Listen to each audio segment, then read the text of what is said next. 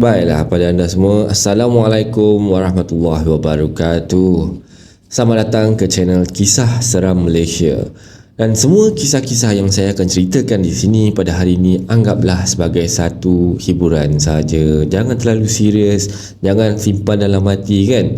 Dan cerita ni semua tiada kena-mengena dengan yang masih hidup ataupun yang dah meninggal dunia. Jadi marilah kita sama-sama berdoa kepada Allah Subhanahu Wa Taala. Semoga Allah panjangkan umur, amin, murahkan rezeki kita, amin, dan berikan kesihatan yang baik kepada kita semua dan pemudahkan segala urusan kita di dunia dan di akhirat. Dan semoga Allah berikan syurga buat mak ayah yang telah membela kita daripada kecil sampai ke besar macam ni ya. Tanpa membuang masa, jadi marilah kita teruskan ke video yang pertama dengan tajuk Gunung Ledang. Jadi dengan lafaz Bismillahirrahmanirrahim kita mulakan.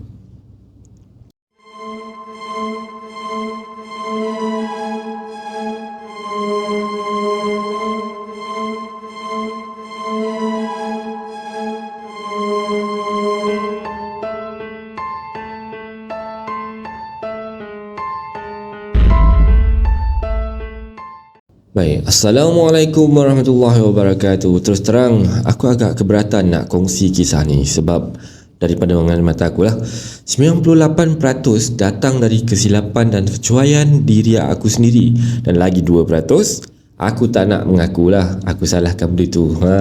Okey. Jadi kisah ni berlaku apabila aku ada cikgu kat sekolah ni ajak aku naik gunung. Jadi aku yang tak berapa nak fit ni tapi excited ni tanya, gunung mana cikgu? Gunung mana cikgu? Cikgu Mat lah nama cikgu dia tu kan. Bukan nama sebenar. Cakap lah, ni kita nak pergi Gunung Ledang ni. Wah, aku dengar je Gunung Ledang, aku terus setuju. Dan dalam kepala otak aku ni dah terbayang dengan gambaran Puteri Gunung Ledang, dengan lagu Asmara Dana, dengan macam-macam lah kan, benda-benda yang kita biasa kaitkan dengan Gunung Ledang kan. Jadi so aku pun buatlah persiapan ala kadar sebab nak pergi kan. Fitness training semangat 2 hari je, yang lain semua ke laut kata dia. Okay, so tiba pada hari kejadian, aku pun konvoy dengan Cikgu Mat and the gang. So aku skip lah time nak naik tu sebab tak ada benda yang menarik pun. Tapi serius, ni serius cakap Kalau tak cakap pun memang semua orang tahu, Gunung Ledang ni memang satu tempat yang sangat menarik, sangat cantik. Okey, jadi sampai ke puncak macam biasalah, bergambar dulu. Ni nak tanya kat atas puncak tu ada bangunan. Orang kata kita jangan ambil gambar bangunan tu sebab tu milik tentera dan kerajaan Johor. Ya ke? Ni aku tak pasti. Tapi aku ikut je lah apa yang diorang kata tu. Dalam jam berapa ya, tak ingat rasanya, mungkin dalam jam 12, aku dan geng-geng aku dah mulai turun sebab nak sampai awal. Okey, kejadian ini terjadi bila aku nak turun lah. Waktu dia nak turun ke bawah tu, geng gunung aku ni terdiri dari pendaki yang agak berusia dan pendaki muda. Aku letakkan diri aku di antara dua sebab aku tak adalah tua sangat dan tak adalah muda sangat. Satu lagi, orang kata bila naik gunung ni kita kena ikut peraturan dan pantang larang. Ni sebagai contoh je lah Rule number 1, sentiasa kekal dalam satu kumpulan. Jangan pecah-pecah. Jangan seorang nak ke hulu, seorang nak kilir, seorang nak mandi laut, seorang nak mandi kolam, seorang nak panjat bukit. Jangan. Dia mesti kekal dalam satu kumpulan. Aku pula jenis tak reti nak sabar. Nak ikut geng berusia slow sangat. So aku buat keputusan untuk ikut geng yang lebih muda. Itulah kesalahan pertama aku. Aku tak mampu kejar dia orang sebab dia orang ni badan masing-masing fit, muda lagi kan. Dan akhirnya aku turun sorang-sorang. Nak patah balik dah jauh dah. Nak kejar aku tak larat. So nak buat macam mana? Aku ambil keputusan turunlah perlahan-lahan sorang-sorang. Okay, rules number 2, kalau nampak sesuatu jangan tak pasti apa benda tu. Kalau tak pasti ada apa benda tu, korang jangan tegur tau. Pandang-pandang je lah, just macam okay. Jangan tegur, jangan tanya apa-apa, just buat macam tu.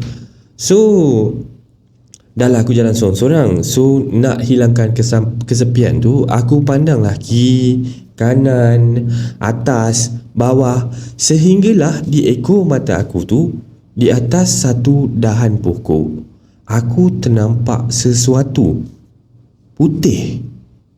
Kelipat je. Aku pun apa tu sih? Aku tak pasti apa benda tu. Maybe macam tupai tapi albino, tapi entahlah, dia pun tak pasti. So rule number 3, kalau nampak juga, jangan fikir benda-benda pelik. So hati tu nak kena bersih lah, kena suci. Maksudnya husnuzon. Jangan fikir benda tu, ini something wrong somewhere. Tak, jangan. Kena suci lah hatinya tu. Okay. So aku dah nampak benda tu, sibuk duk fikir apa benda tu, dan akhirnya seriously aku pun tak pasti kenapa boleh terlintas dalam fikiran aku, ni mesti kucing Puteri Gunung Ledang ni. Sesat ke kucing tu? Please kot, nak kecam buat dalam hati je ya. Aku tak dapat nak hadam semuanya, hati tisu kan. So lepas tu aku dah tak nampak dah benda tu, tak adalah apa dah. So aku teruskan perjalanan, aku menuruni Gunung Ledang. So rules number 4, kalau nampak lagi benda pelik, kau janganlah pergi siasat atau menghampiri benda tu. Remain kat jalan kau tu je. So follow dia punya jalan tu, janganlah kau kesana kesini lagi lah. So aku pun teruskan perjalanan. Aku tak ingat kat checkpoint keberapa, maybe checkpoint ketiga. Dalam 50 meter di hadapan aku ternampak sesuatu di dalam semak. Macam tu. So mulanya aku ingatkan kemah seseorang, sebab dia macam tajam di atas, macam kemah segitiga tu, tapi warna dia warna putih. Pelik. Kemah apa babe warna putih? Tambahan dia di dalam semak kat laluan aku. So siapa pula lah buat kemah dalam semak? Semakin aku menghampiri kemah tu, semakin kuat firasat aku mengatakan tu bukan apa yang aku fikirkan. Sebab nak sedapkan hati, aku fikir bukan kemah tu, itu perasaan aku je kot. Yelah, kadang-kadang pokok pun akan beri kita ilusi seolah-olah apa yang kita nampak tu macam satu entiti. Apa yang orang kata macam optical illusion. Semakin aku menghampiri kawasan tu, benda putih tu masih ada. And yes, aku masih berjalan menghampiri benda tu, berjalan menuju benda tu lah, sehingga aku betul-betul bersebelahan dengan benda tu. So jarak aku cuma dalam 4 ke 5 kaki je daripada kemah yang dikatakan tu. Aku berhenti dan pandang tepat ke arah benda tu. So waktu itulah berderau darah aku. Tu bukan kemah babe, juga bukan ilusi optik yang aku cakap tadi. Yang berdiri di sebelah aku tu tingginya hampir 6 kaki. Macam mana aku nak jelaskan dia? Tahu tak kelubung? Orang-orang dulu kan, terutama orang-orang perempuan, diorang akan guna kain batik sekut kepala diorang macam pakai tudung tu. Itulah kelubung. Dan dia betul-betul berdiri dekat sebelah aku, tapi membelakangi aku lah, dekat belakang aku. Aku cuma nampak bahagian atas je, bahagian badannya tertutup dengan semak samun, jadi nampak atas kepala je lah. Aku dalam gigil dah ni. Allah. Tak putus kat mulut aku. Aku memang dah macam tu je lah. Aku nak lari mana? Nak patah balik? Aku tak larat babe. Nak lari ke depan? Mau aku tergolek-golek ni, nampak kaki dah tak larat ni. Tak pasal-pasal mati jatuh gaung pula nanti. So apa yang aku buat? Aku pandang depan, tunduk, renung kaki aku dan berlalu pergi. Nak sangat kan jumpa Puteri Gunung Ledang? Ambil kau. Dia datang jumpa kau, kata dia kat sini. So kaki aku pun menggeletar. Bila macam ni memanglah macam kaki memang menggeletar lah kan. Sungguh, sebab terkejut, penat, takut, semuanya bercampur aduk. Al-Fatihah, ayat kursi, 3 kul aku baca tak henti-henti. Tapi rasanya dah bercampur aduk dah. Aku sendiri pun rasa ayat aku dah lintang bukang. Sepanjang perjalanan turun tu, aku langsung tak pandang pemandangan. Aku tunduk ke bawah dan tengok kaki aku sendiri. Lepas tu leher aku sakit sebab lenguh. So, and then rule number 5, tawakal dan remain on your path. Maksudnya jangan pandang apa? Jangan alih-alih jalan kita tu lah, kita ikut je jalan yang dah disediakan tu. Ni ajalah undang-undang naik gunung yang aku berpegang teguh. Aku pandang path aku je. Waktu tu aku perasan suasana dah jadi gelap sikit. Walaupun masih siang, tapi dalam hutan kan, dia jadi macam petang dan suram sebab banyak pokok lah, dia jadi gelap. So aku ingatkan dah tak ada apa dah. Tapi rupanya tak. Sedang aku menuruni gunung tu, rupanya benda tu ada plan lain. Sedang aku turun tu, di belakang aku bunyi sesuatu mengikuti aku. Cukup kuat. Bunyi sesuatu meranduk semak, macam mengejar aku. Lama juga benda tu ikut aku. Aku waktu tu dah macam nak give up dah. Kaki dah menggigil lah ni. Dan lembik. Aku sendiri tak pasti apa yang aku baca tu betul atau tak. Nak lari, aku dah penat. Waktu tu aku dah tawakal dah. Aku serahkan segalanya kepadamu, ya Allah. Kalau apa-apa jadi, tak boleh nak buat apa dah. Kaki memang dah, badan dah memang flat habis dah. Bunyi tu semakin dekat dan hilang. Sunyi. Aku pula tak berani nak pandang belakang. Takut aku pandang belakang, benda tu dah tunggu dah sambil tersenyum. Atau bila aku pandang belakang, rupanya benda tu dah depan aku, tersenyum lagi. Lepas bunyi tu hilang, aku jadi berani sikit. So aku cepatkan langkah. Walaupun kaki dah sakit, tapi aku gagahkan juga. Waktu tu maybe dalam jam 6 atau pukul 7. Sehingga aku bertembung dengan seorang pendaki. Dia ni perempuan lah. Dia naik seorang je. Jangan tanya aku sama ada dia manusia atau tak. Aku pula selagi dia tak terapung-apung, bagi aku dia tu manusia lah. So pendaki perempuan tu cakap atau tegur aku. Dia pandang aku dan terus berlalu. Maaf, pendaki perempuan tu tak cakap atau tegur pun. Dia just pandang and then jalan. Sehingga aku nampak tangga kayu kat Gunung Ledang ni. First thing di kaki Gunung Ledang, pengurusan Gunung Ledang tu sediakan macam ada tangga. Tangga tu tangga kayu lah. So tak susah lah bila nak naik ataupun nak panjat. Aku pun lega lah, tapi penat lah. Penat dia jangan cakap lah. Aku sampai waktu tu dalam pukul 7.30 malam ke dekat kaki Gunung Ledang. Lepas declare sampah sarap aku terus collapse. Penat. Alhamdulillah dah sampai kaki Gunung Ledang. So malam tu tak balik lagi. Aku dengan geng tidur dekat surau. Dan aku sempatlah tanya geng-geng berusia ni, bang, ada nampak apa-apa tak? Biasalah kepo-kepo kan. Sebab dia orang ni sampai dalam jam 8 malam. Lagi lambat. Dia orang pun kata cuma dengar bunyi aja. Tapi bunyi apa? Dia orang tak cakap. Dia orang diam je. So keesokan harinya aku balik Pahang, ceritakan kat mak aku perihal apa yang terjadi. Mak aku senyum je sebab mak aku kata hati dia tak senang sebab macam ada benda terjadi kat aku masa naik gunung tu. Seminggu lepas tu TV3 ada buat rancangan. Kalau tak silap nama rancangan tu Detik 12 Malam. Cerita popular ni menceritakan kisah orang lain naik Gunung Ledang. Aku punya remang, apalah yang terjadi kat dia orang terjadi dekat aku juga. Cuma bezanya dia orang kena rasuk dan aku ni tak.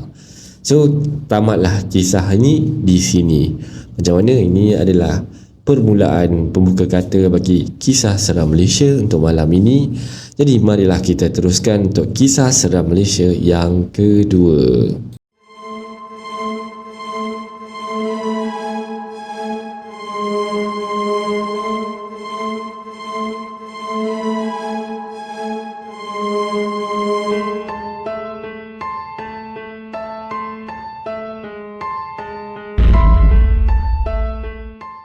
Baik, kita mulakan. Okey, untuk tajuk yang kedua adalah Taman Hutan Gunung Ledang. Okey, let's start. Aku nak ceritakan pasal pengalaman aku di Taman Hutan Gunung Ledang. Okey, masa tu aku masih seorang pelajar Form 6 di salah satu sekolah menengah di daerah Muar. Disebabkan peperiksaan penting akan datang, jadi semua guru decide nak buat camp motivasi di Gunung Ledang. Wow. Okay, so bila dengar berita tu, mestilah kita orang yang teruja sangat Yelah, camp motivasi kat luar sekolah kan. Bila lagi yang nak pergi luar sekolah dengan kawan-kawan ni, inilah time dia kan. Siapa yang tak teruja. Lagi-lagi bila ada kawan aku yang bukan asal dari Johor, so excited dia tu mengalahkan orang lain. Hari yang ditunggu-tunggu telah pun tiba. Masing-masing berpopet sana sini, bising lah. Yelah, excitednya pasal. Dan bila sampai di Gunung Ledang, kami sangka kami akan pergi ke resort Gunung Ledang yang ada kolam renang dan tu semua, tapi jauh sekali dengan sangkaan kami. Bas kami berhenti di Taman Hutan Gunung Ledang. Tak fikir apa-apa waktu tu. Kami semua turun daripada bas. Lihat kiri, lihat kanan. Alamak, sunyi sepi babe kat sini. Tak tahu kenapa hati aku mula rasa tak sedap. Baik, semua pelajar semua ke sini. Lawung Cikgu Erin, bukan nama sebenar, ini nama kita tukar-tukar. Jadi kami semua pun bergegas ke bangunan yang menempatkan satu tempat yang agak besar, cukup untuk 102 orang pelajar. Cikgu Erin kata tempat ni untuk sesi penceramah semua subjek. Aku melihatkan pandangan, tengok kanan, tengok kiri. Wow, nice. Ada aircon babe. So tak adalah kami berpanasan di sini. Kami gelarkan tempat tu sebagai dewan. Baik, cikgu nak bagi kunci setiap bilik. Setiap bilik boleh muat dalam 10 orang. Cikgu panggil seorang nama sebagai wakil bilik. Awak datang dan ambil kunci di sini, ujar Cikgu Erin. Setelah ambil kunci bilik tu, semua orang berpusu-pusu pergi ke bangunan yang menempatkan bilik kami semua. Aku lihat dari luar bangunan tu, bangunan kayu satu tingkat, agak usang dan bersebelahan dengan hutan. Rasa tak sedap hati mula mengundang. Mungkin tak ada apa-apa kot. Aku cuba sedapkan hati aku sendiri. Dalam bangunan tu ada 6 bilik. Jadi bilik pertama dan kedua untuk junior. Bilik keempat dikunci rapat. Aku tak tahu kenapa. Kami semua pergi ke bilik yang kelima. Selebihnya pergi bilik keenam. Terdapat 5 katil double decker. Kawan aku yang bernama Sarah, bukan nama sebenar, suruh ambil katil di tepi tingkap. Kawan aku ada 5 orang. Jadi mereka semua bersetuju kecuali aku. Aku bertegas tidak mahu katil di tepi tingkap. Aku dapat rasakan ada sesuatu yang memerhati di sebalik tingkap itu. Yelah, dekat dalam hutan, macam-macam rasa lah ada kan. Aku tiada kebolehan untuk nampak makhluk halus, tapi aku boleh rasa. Ini tak dia tak kita, kadang-kadang kita pun boleh rasa. Selepas berkemas apa yang patut, kami turun balik ke dewan untuk sesi penceramah subjek pengajian am. Semasa dalam perjalanan ke dewan tu, aku ternampak ulat bulu yang sangat besar. Badannya sebesar lintah dan panjangnya seperti lipan. Besar betul. Tapi macam dah mati sebab badan ulat bulu tu tidak bergerak. Aku berhenti dan panggil kawan aku supaya lihat ulat bulu tu. Kawan aku semua kagum. Aku keluarkan telefon bimbit untuk ambil gambar, tapi tidak sempat apabila cikgu jerit panggil nama kami semua. Dan bergegas kami ke dewan. Habis saja dengan ceramah subjek pengajian am tadi, kami semua menjamu selera di dewan itu juga. Hari pun dah semakin senja. Sebelum kami semua berangkat ke bilik, Cikgu Hamid, bukan nama sebenar berpesan sesuatu. Baik semua. Okey, lepas ni kamu semua pergi mandi dan solat maghrib. Tapi bagi yang non-Muslim tu, kamu semua boleh duduk di bilik diam-diam. Mulut jangan sejelupa jaga sikit. Kita kat dalam hutan ni, ingat sikit kamu dekat mana. Lagi satu cikgu nak beritahu, di depan sana tu ada bukit yang agak tinggi. Cikgu dengar dekat situ ada seorang budak lajak meninggal dunia. Baru seminggu lepas Jadi mulut tu jaga. Kalau mulut tu celupa sangat, nanti budak tu kacau kamu semua, padan muka. Cikgu ni pun boleh tahan juga macam tu. Okey, muka semua dah cuak dah. Rata-rata ada yang mengungut, cikgu ni siapa saja nak nakutkan kita orang. Jadi Cikgu Hamid pun ketawa kecil sebelum berpesan sekali lagi dan semua pergi ke bilik. Semasa hendak ke bilik, aku pergi ke tempat ulat bulu tadi. Aku agak terkejut sebab ulat bulu tadi dah tak ada. Mana mungkin, sebab ulat bulu tadi tu kita orang tengok dah mati kan. Boleh pula hilang. Aku pusing-pusing keliling cari ulat bulu tu. Tiba-tiba bulu roma aku naik. Tanpa berfikir panjang, aku terus masuk ke bilik. Semua berpakat untuk mandi dahulu sementara nak tunggu azan maghrib. Jadi kami semua pergi ke toilet. Ada seorang kawan aku tu namanya Hana. Bukan nama sebenar, dia semua dah tukar. Muka dia agak pucat lepas mandi. Aku pun tanyalah dia, Hana, kenapa kau ni? Muka pucat je. Dia pun cakap, semasa dia mandi tadi, dia letakkan cermin mata dia di satu sudut yang ada tingkap kecil.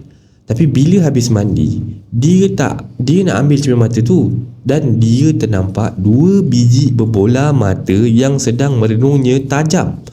Terus tangan dia menggigil dan keluar daripada bilik air itulah. Jadi kami yang mendengar ni terus rasa cuak. Kemudian semua berpakat basuh muka sajalah, tak nak mandilah. Tidak mahu mandi. Selepas solat maghrib, kami diarahkan keluar daripada bilik untuk sesi ceramah subjek sejarah. Dan akan bermula tidak lama lagi. Aku dan kawan-kawan aku ni memang tidak ambil subjek sejarah. Jadi kami pun pergi ke salah satu bangunan kayu yang agak unik di situ. Ni Megatal nama dia. Di situ cikgu benarkan kami buat study group, tapi tidak boleh di bilik, takut ada barang hilang. Sebab ada yang ada kat bilik, ada yang tak ada kan. Jadi dia orang kena keluar lah. Kami pun naik satu persatu anak tangga. Di bahagian beranda, kelas Perau 6 sudah duduk di situ untuk study subjek sastra. Kelas itu juga tidak ambil sejarah. Kami kelas PRAU 5, Cikgu Erin kata di dalam ada satu bilik yang boleh kami study. Jadi aku terus buka pintu dan langkah aku terhenti. Suasana bilik tu aku amati, banyak kerusi diraja berwarna kuning ada dalam tu, seperti sudah lama ditinggalkan. Dan ada meja besar di tengah-tengahnya, seakan-akan macam bilik meeting, tapi meeting zaman dulu punya lah. Tapi di kaki dilangkah juga ke dalam untuk tengok kawan aku semua dah duduk atas kursi tu. Kawan aku yang lelaki datang melangkah masuk. Tiba-tiba dia marah pada Seri, bukan nama sebenar. Sebelum kawan lelaki aku masuk, Weh, kau ada bau something tak? Soal Sarah. Semua cuba menghidu. Macam bau kemenyan tu. Mira cakap lah. Kau jangan tegur lah benda-benda macam ni. Kau ni kau ingat kat mana sih kau? Aku cakap dengan marah.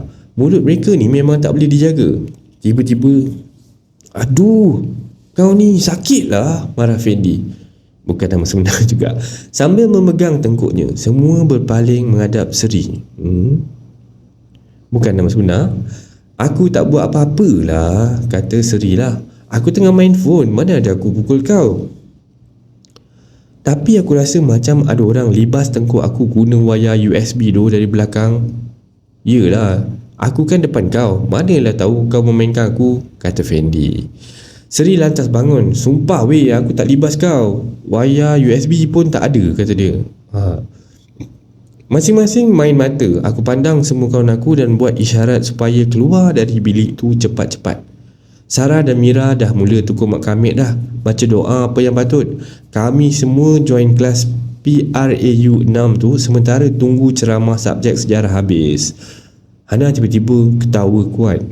Aku terkejut. Ini bukan perangai dia ni. Dia tak suka ketawa kuat macam tu. Lepas tu dia tunjuk belakang aku, dan aku pusing ke belakang dengan perlahan-lahan. Tak ada apa-apa. Kemudian aku pandang semula ke Hana dan dia ketawa sini sambil mata pandang ke arah aku. Aku lihat kiri, lihat kanan. Kawan aku semua syok main handphone. Mereka macam tak sedar dengan perubahan Hana, ataupun aku seorang je yang nampak Hana macam tu. Jadi selepas solat isyak, kami semua tak berani nak tidur seorang diri. Jadi kami rapatkan katil double decker tu dan tidur berhimpit-himpit di katil bawah. Nasib baik semua badan ni halus-halus kan. Muatlah untuk 5 orang. Jadi masa hendak lelapkan mata, tiba-tiba aku dengar ada derapan kaki seolah-olah sedang berlari di luar pintu bilik kami sebanyak 3 kali. Bulu roma aku terus naik. Aku hanya diamkan diri. Jangan tegur, nanti padah pula, katanya. Dalam hati dah baca ayat kursi berulang-ulang kali dah ni. Siapa pula yang duk berlari kat luar tu? Ya Allah, bisinglah, kata dia. Mata yang tertutup tadi terus terbuka. Aku pandang Sarah. Ha? Apa kau merepek ni? Mana ada orang lari kat luar tu? Kata Mira pula. Sudah. Kan aku dah kata jangan tegur. Aku telan Elliot. Aku nampak muka Sarah dah pucat dah. Dah. Jangan fikir apa-apa. Baca doa lepas tu tidur, arah aku, dan mereka berdua pun akur. Aku ingatkan gangguan dah habis. Rupa-rupanya besok lagi dahsyat. Keesokan paginya, lepas solat subuh, kami semua diarahkan untuk bersenam. Jadi kami keluar dan melakukan senaman ringkas. Bersenam lah. Mata aku pun tertacap pada bukit tinggi di hadapan aku. Kawan aku bercadang nak naik ke atas bukit yang Cikgu Hamid ceritakan tu. Walaupun hati ni berat, tapi ikutkan juga.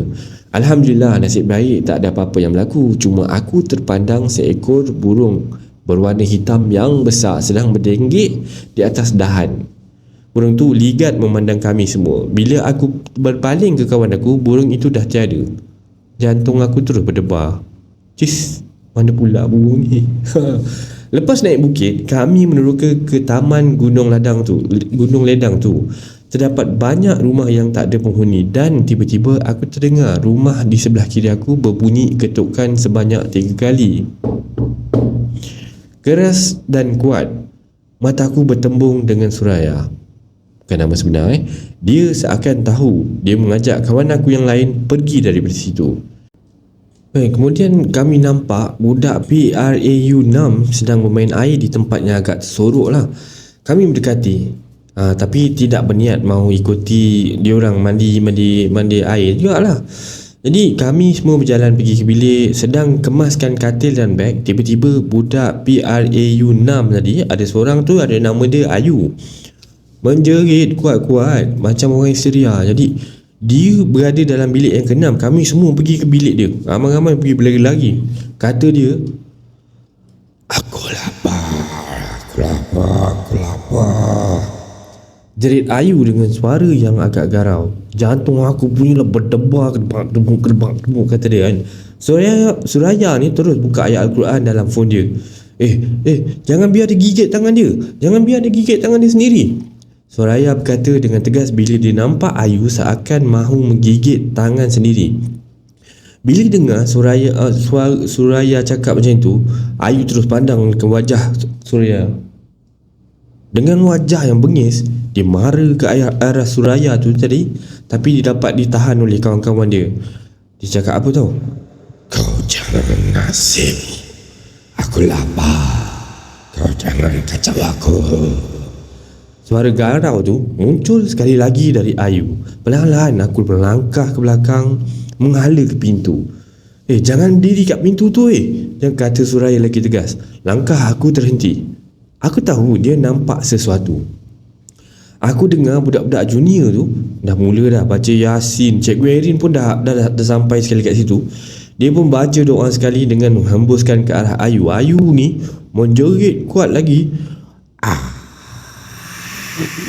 Macam menjerit lah. So Ayu menjerit kuat lagi dan dia pengsan. Semua pun mengeluh lega. Alhamdulillah.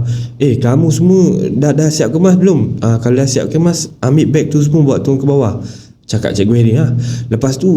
Lepas kejadian tu, kami semua lepak dengan budak PRAU 6 tu nak tahu kisah pasal Ayu tu lah. So dengan cerita, Ayu pandang ke arah pokok besar depan bilik mereka. Dengan lama dia tenung pokok tu kan. Lepas tu dia terus kena histeria. Bila aku ingatkan balik, pokok tu pun macam lain daripada yang lain, kata dia. Besar dan dahan dia menjala panjang. Ukiran kayu pun nampak pelik. Sarah menghampiri Alia. Bukan nama sebenar. Dia bertanya, time kau angkat tilam pergi ke bilik tu, kenapa kau tak jawab soalan aku? Alia terkejut. Bila masa kau tanya aku soalan? Kau ni ya je. Adalah. Aku kat depan kau je time tu. Aku tanya kenapa kau angkat tilam. Lepas tu kau senyap je, tak pandang pun aku. kata Sarah lagi. Sumpah babe, aku tak nampak kau pun. Apa lagi dengar suara kau. Semua yang berada dekat situ tu senyap, berderau darah bila dengar jawapan Alia. Habis tu siapa yang Sarah jumpa? Aku dengar cerita Cikgu Erin dan Cikgu Ida. Ni bukan nama sebenar juga. Kena kacau juga. Masa tu cikgu nak pergi ke bilik. Dah nak senja juga time tu lah. Tapi jalan punya jalan dia orang tak jumpa bilik babe. Hampir 30 minit jugalah dia orang mencari bilik, tak jumpa-jumpa. Lepas Cikgu Erin baca apa yang patut, baru nampak bilik dia orang. Mira bercerita, aku nak balik, kata Sarah. Dia dah start takut lah kan. Dah jangan cerita lagi, kejap lagi kita kan dah nak balik. Aku tegah mereka supaya jangan bercerita lagi sebelum balik lagi, tapi mereka degil. Weh, kau nak tahu Lim lah nama dia, bukan nama sebenar. Nampak 3 lembaga hitam dekat Dewan. Lepas tu dia nampak budak kecil dekat budak PRAU 6. Waktu budak PRAU 6 tadi tu main air. Kata Mira lagi. Aku pun terdiam. Aku tahu semua tu betul sebab aku kenal Lim. Memang dia boleh nampak benda-benda halus. Jadi budak kecil tu yang meninggal dunia dekat Bukit Tinggi ke? Wallahualam. Kau tengok Teha. Mira menjuih bibir ke arah Teha yang sedang duduk di atas satu batu besar yang ada di situ. Semua kali pandang. Lim kan rapat dengan dia. Aku dengar cerita Lim langsung tak tegur dia dekat sini sebab Lim nampak muka Teha macam nenek kebayan, kata Mira lagi. Ish, kau ni takkanlah. Kan Teha cantik, kata aku lagi. Ya, semua akui yang Teha ni memang cantik lah tinggi, putih, melepak kan. Dan Mira seakan bisik, kita memanglah nampak macam tu, tapi Lim nampak lain. Kau kan tahu Lim boleh nampak semua benda tu. Sedang tiba-tiba berhangat bercerita-cerita ni, tiba-tiba Hana menunjukkan satu gambar yang dia ambil masa waktu tengah malam. Dia ambil gambar ni sebagai kenangan, tapi lain pula hasilnya. Ternampak satu bayangan putih berikat-ikat, kan yang tahulah kalau putih berikat tu, sedang bertenggek di beranda. Nampak kepala dia sengit, menjengah ke kamera. Serta merta semua menjerit takut babe. Berderau darah tengok gambar tu. Aku pun usap bulu roma di tangan. Sumpah seram gila. Walaupun tak nampak muka, tapi bila dia jengah kepala di kamera macam tu, bayangkanlah seramnya macam mana. Aku memang tak boleh lupa tu. Hana selak gambar lain pula. Dia ambil gambar dahan yang berjala, tapi ternampak seakan tangan manusia ada di dahan itu. Bentuk dan jari pun sama. Aku tutup handphone. Hana dengan tapak tangan. Dah. Jangan cerita kat sini boleh tak? Kau tak tahu ke dia ada kat sini ke tak ke? Kita kan kau ni sudah. Jangan tegur. Dah jangan cerita lagi. Kalau nak cerita esok pun cerita dekat sekolah. Aku bagi amaran sebab tengkuk aku ni dah rasa lain macam dah. Dah bergemang, dah rasa sejuk-sejuk kan. Sebelum jadi apa-apa, lebih baik aku cegah awal-awal. Kemudian Cikgu Hamid kabarkan bahawa bas yang kami semua ke sini telah rosak. Yang bawa kami semua sini dah rosak. Alamak, semua merungut macam mana nak balik kalau bas rosak ni. So setiap cikgu offer pelajar naik keretanya. Tiada pilihan lain melainkan cikgu sendiri yang hantar. Kami semua dah tak sanggup nak duduk kat sini lagi lama-lama. Dan semasa perjalanan balik, aku nampak satu kuil India di tepi jalan. Nampak buruk, nampak usang, tapi aku tak pasti sama ada aku seorang saja yang nampak atau kawan aku yang lain pun nampak benda yang sama. Yang aku tahu, kuil tu nampak menakutkan. Dan lagi satu, budak-budak junior rupanya memang dah kena gangguan dulu. Sebab itu dia mula baca Yasin bila dengar ada orang kena histeria. Gangguan apa yang berlaku aku pun tak tahu. Mungkin mereka takut nak cerita. Jadi sampai di sini saja pengalaman aku tentang aku pergi naik ke Gunung Ledang.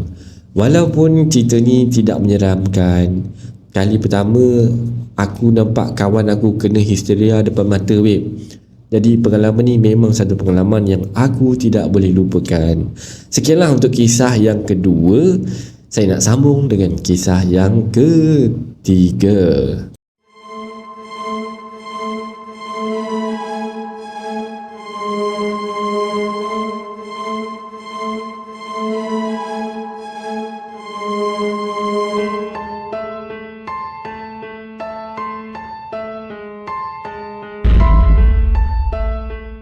Okey, untuk kisah yang ketiga ni, kisah dia bertajuk Air Terjun di Gunung Ledang. Okey, apapun, kisah ni akak kongsi dari pengalaman anak akak yang pertama kali pergi air terjun Gunung Ledang bersama kawan-kawannya dan pertama kali keluar dari Johor Bahru menaiki motosikal sendiri. Ni cerita pasal seorang mak cerita pengalaman anak dia yang konvoi ramai-ramai dengan kawan-kawan lah pergi ke Gunung Ledang. Baiklah, kita mulakan ya. Okey, peristiwa ni berlaku lebih kurang pada tahun 2016. Okey, dalam cerita ni, aku dalam cerita ni adalah Alif. So Alif tu mungkin anak dia lah Baiklah, kita bermula. Alhamdulillah, akhirnya ibu bersetuju benarkan aku konvoi ramai bermotosikal pergi ke air terjun Gunung Ledang, atau dulu dikenali dengan Tangkak. Aku happy gila sampai tak lena tidur, tak sabar nak ride bersama kawan-kawan kemah dan mendaki Gunung Ledang. Umur aku masa ni baru 18 tahun.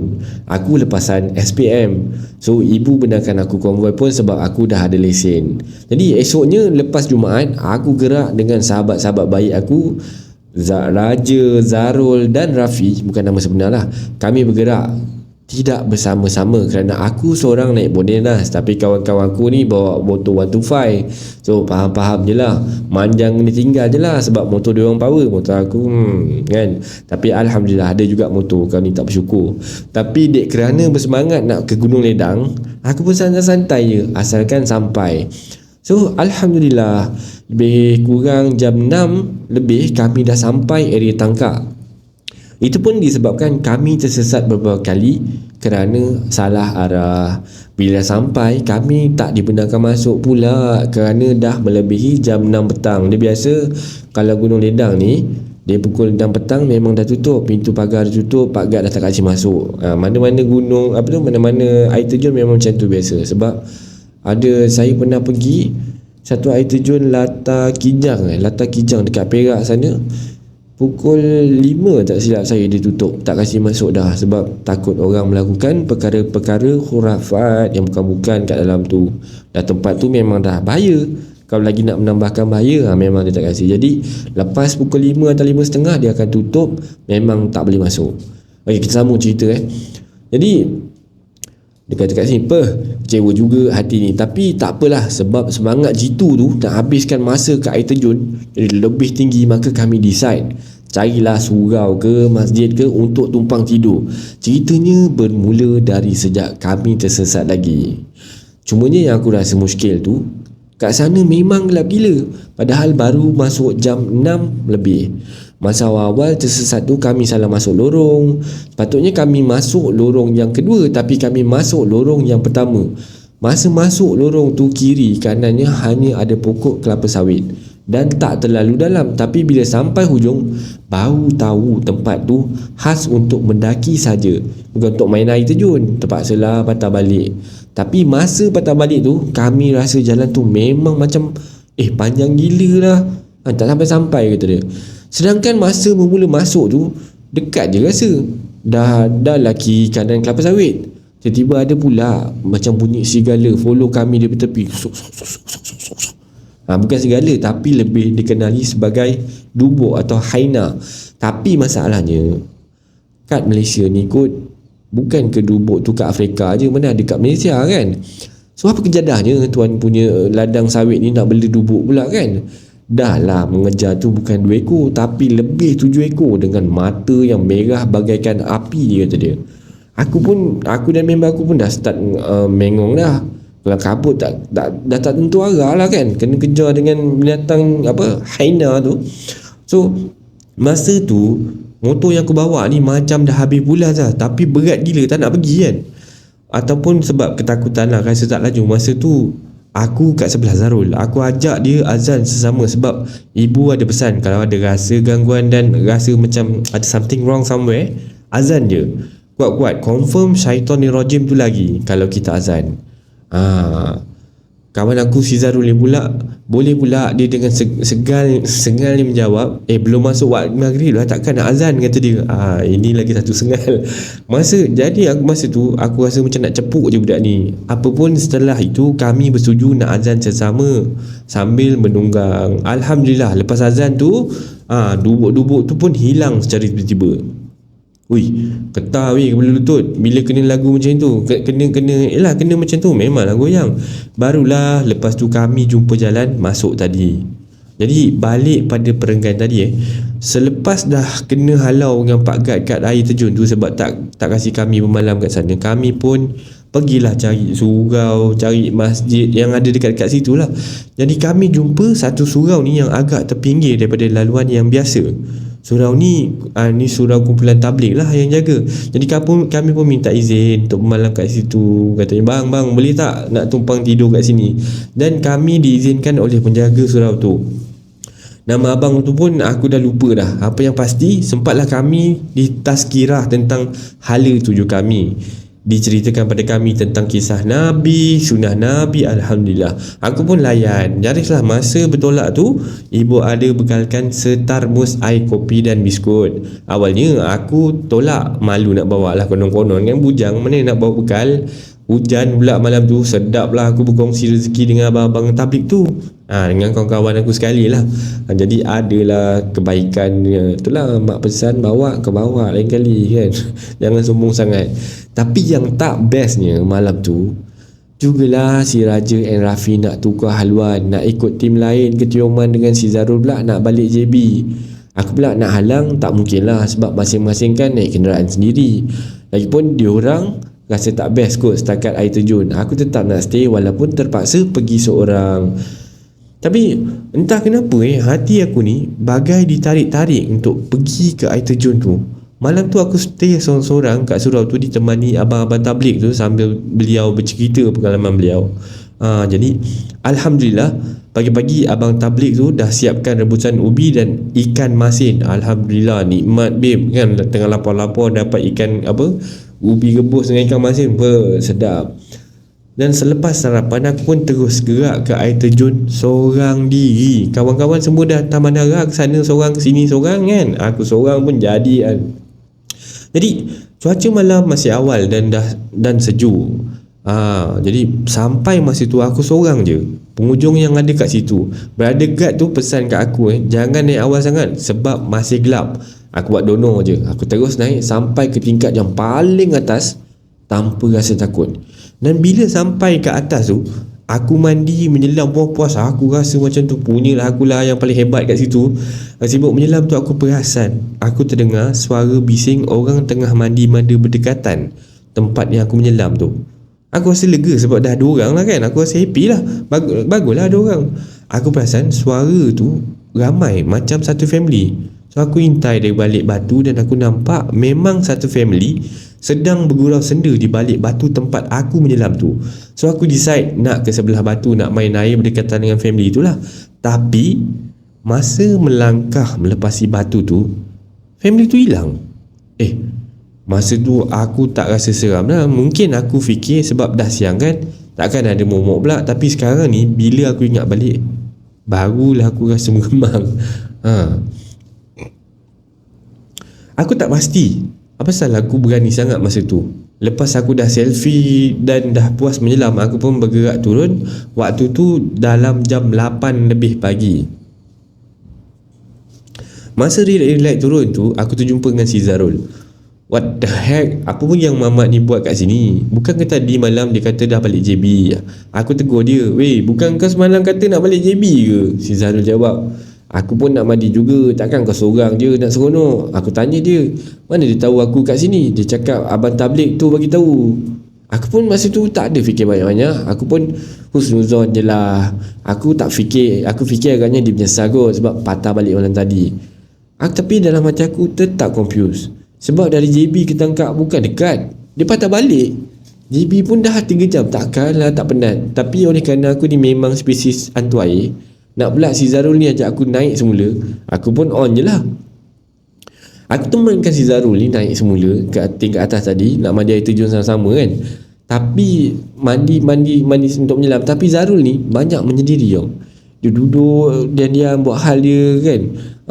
Tapi dia buat hal dia sendiri je lah. Aku pun malas nak banyak tanya sebab aku ni agak penat lah kot. So si Zarul ni pun duk perhati aku dia. Dia macam pandang je, tapi tak bercakap banyak. Sepatah aku tanya, setengah patah dia jawab. So aku pun malas lah nak ambil pusing masa tu, sebab bukan selalu kan dapat datang sini. Jadi aku sambung lah mengenjoykan diri aku dengan main air lagi nak ada kawan, lagi enjoy kan. Tapi tak apalah, janji aku happy. Lepas agak-agak pukul 10 pagi macam tu, aku ajak Zarul turun. Dia pun follow je aku. Masa turun tu dia bergerak dulu dan tinggalkan aku. Aku malas nak terkejar-kejar sebab aku lebih suka menghayati keindahan alam Tuhan. Bila sampai kat parking motor kat bawah, aku pelik. Kenapa aku tak jumpa si Zarul? Aku pun pelik, pusing-pusing keliling kan, cari mana pula lah budak ni. Sampai hati je dia tinggalkan aku macam tu je. Jaga kau nanti. Kalau jumpa kat tempat kerja nanti aku bergumam sendiri. Tapi aku try juga call Zarul ni. Aku terus dengan soalan, weh, apa pasal kau tinggalkan aku ah? Sampai hati kau balik sorang-sorang. Si Zarul pula dengan suara bangun tidur menjawab, tinggal apa pula engkau ni? Aku kan memang balik JB malam tadi. Dah kau yang tak nak ikut. Malam tadi apa benda sih dia ni? Kan tadi kau ada dengan aku. Bukankah tadi kau datang balik jumpa aku kat air terjun ni, mandi dengan aku? So Zarul pun cakap, kau menghapik apa benda ni syaitan? Aku tidur kot. Kau ni call aku ni baru bangun tidur, kau ngigau ke apa? Aku kan masa tu macam tak boleh nak brain babe. Aku abaikan soalan tu, so aku terus balik JB. So esoknya kat tempat kerja aku jumpa si Zarul. Aku tanya dia bersemula, betul ke Zarul, kau ni tak ada datang kat air terjun jumpa aku? Muka Zarul dah biru dan purple lah masa kan. Muka biru, purple, petak, lonjong semua dah jadi lah. So memang aku tak ada ke sana tu. Aku ikut si Raja ni pergi Tioman malam tu. Siap ada gambar lagi aneh-aneh. Kalau kau tak percaya kau tengok ni gambar. Raja and the gang menunjukkan bukti mereka bergambar kat Tioman dan diorang tak percayakan cerita aku. So aku masa tu lagilah confused. Kalau si Zarul ni menipu, takkanlah dari Tioman dia nak patah balik ke Tangkak semata-mata nak main air terjun. Masa tu diorang tanya aku macam mana keadaan tubuh badan si Zarul masa dia mandi tu. Badan dia ni ada parut tak? Aku nampak badan dia dengan jelas waktu kita mandi tu. Badan dia putih bersih. So aku jawab badan dia biasa putih bersih. On the spot Zarul bagi tahu badan dia ada parut, kena chicken pox. Maksudnya ada bintik-bintik lah. Masa tu baru aku rasa seram dan rasa sejuk. Dah tu, siapa yang temankan aku mandi tu? Jadi this is the end of part 3. Hope you guys enjoy. Amboi. Jadi ini ada kisah yang ketiga. Jadi macam mana korang rasa cerita ni? Hopefully korang enjoy, korang happy, enjoy dengan kisah seram Malaysia untuk malam ini. Okay, baik. Jadi sebarang komen dan like dan share dari anda semua amatlah dihargai. Terima kasih pada yang dah subscribe di channel ni, dan yang masih belum tu bantulah saya dengan menekan butang subscribe tu. Setiap subscribe yang anda bagi adalah ibarat satu semangat buat saya dan untuk teruskan berkarya. So bantulah saya untuk membuat lebih banyak video yang lebih baik, yang lebih menarik untuk korang semua tonton, dan insya-Allah. Jadi kita akhiri kisah seram Malaysia untuk kali yang ini dengan lafaz Assalamualaikum warahmatullahi wabarakatuh.